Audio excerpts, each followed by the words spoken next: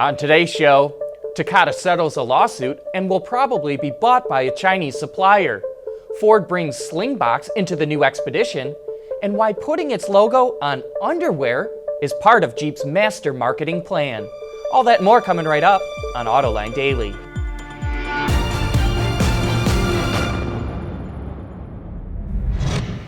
This is Autoline Daily, the show for those who really want to know what's happening in the automotive industry. In a courtroom in Detroit yesterday, Takata pleaded guilty to covering up airbag defects and will pay the U.S. Justice Department a $1 billion fine. This clears the way for Takata to be sold, and there's a long line of potential buyers. Bloomberg reports that Key Safety Systems will be the likely buyer. Key Safety is based in Michigan and is owned by the Ningbo Joyson Electronic Corporation of China. Even though some people might scratch their heads wondering why anyone would want to buy Takata, that sale would immediately make Key Safety Systems one of the largest airbag suppliers in the world.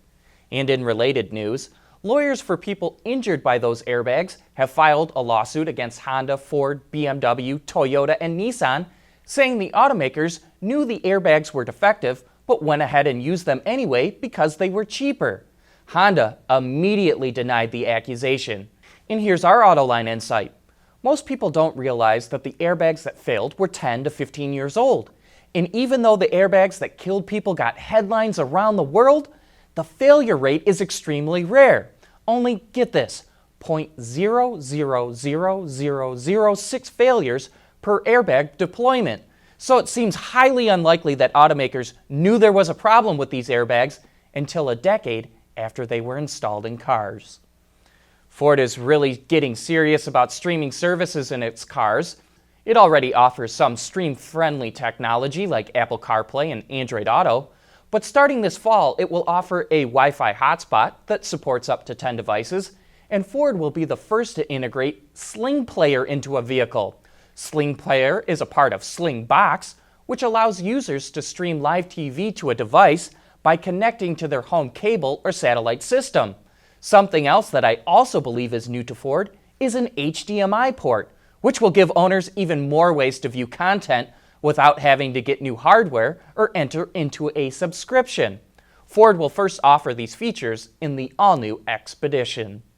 Still to come, why in the world is Jeep putting its logo on underwear?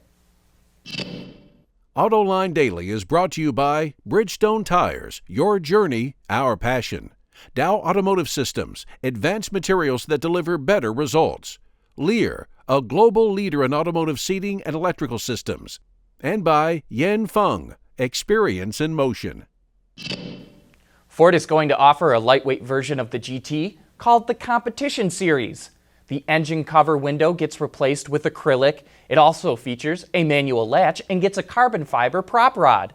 The Gorilla Glass that separates the cockpit from the engine compartment is now half as thick. The air conditioning, radio and speakers, stowage bins, and cup holders have all been removed. And to eke out every last gram, there are optional carbon fiber wheels and titanium lug nuts and exhaust. While Jeep is in an all-out effort to boost its sales globally, it sees huge opportunity to grow in Asia, Europe, and South America. And to introduce the Jeep brand to people who don't know about it, it developed 3 different brands of clothing and accessories. One brand is called Jeep Spirit. It sells shirts, shorts, hats, and even underwear with the Jeep brand logo. You heard me right, folks, underwear. Then comes one called JXP.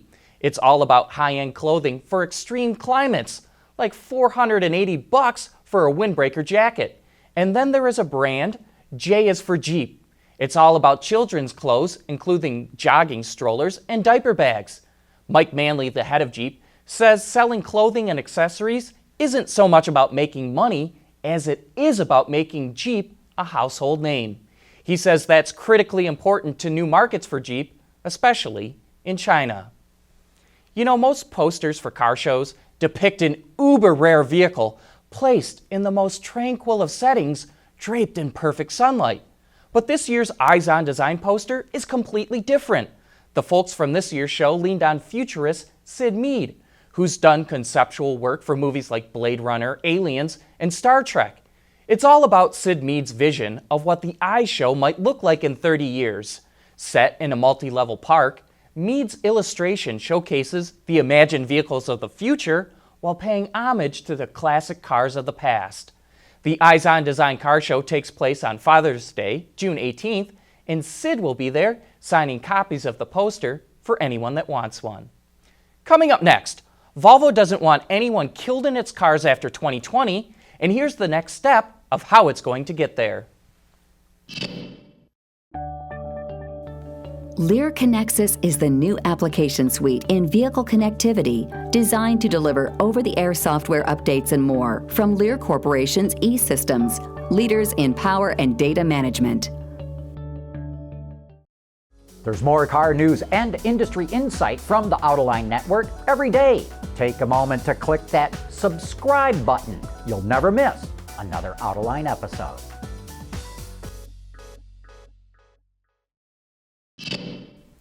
Volvo's publicly stated goal is that it doesn't want anyone killed or seriously injured in one of its new vehicles by 2020.